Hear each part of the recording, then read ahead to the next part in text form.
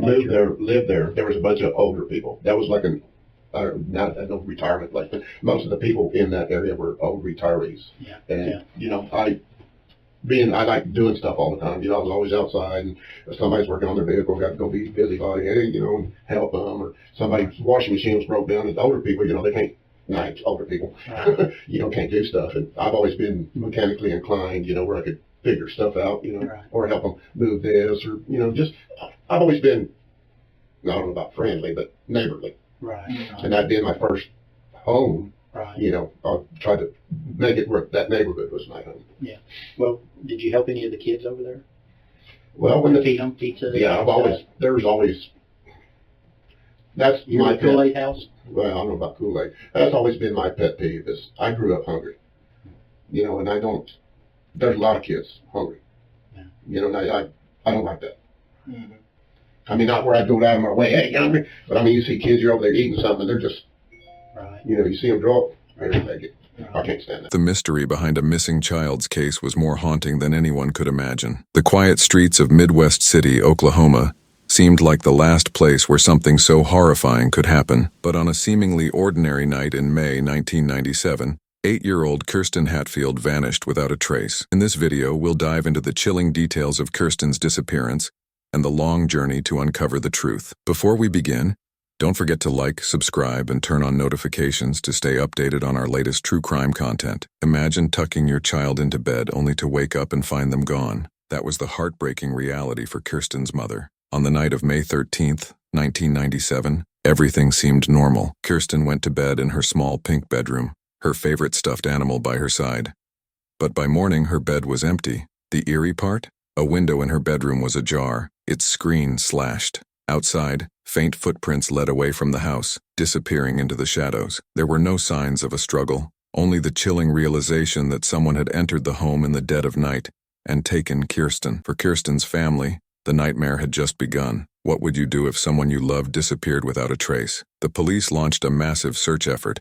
Helicopters, K-9 units, and hundreds of volunteers scoured the area for clues.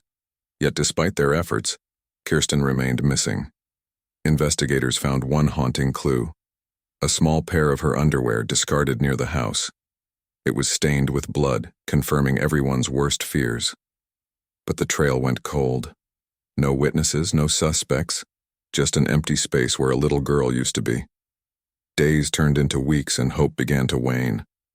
The community was gripped by fear, wondering who could have committed such a monstrous act. What if the answer had been right in front of them all along? In 2015, nearly 2 decades after Kirsten's disappearance, the case was reopened. Advances in DNA technology offered new possibilities. Investigators reviewed the evidence and found a breakthrough. DNA from the blood-stained underwear matched a man named Anthony Palma. Palma wasn't a stranger. He lived just a few houses away from Kirsten at the time of her disappearance. The revelation sent shockwaves through the community. Had the monster been hiding in plain sight all these years? What if the person you thought you knew was capable of unspeakable acts? Anthony Palma was arrested and charged with Kirsten's kidnapping and murder. Neighbors described him as quiet, a man who kept to himself.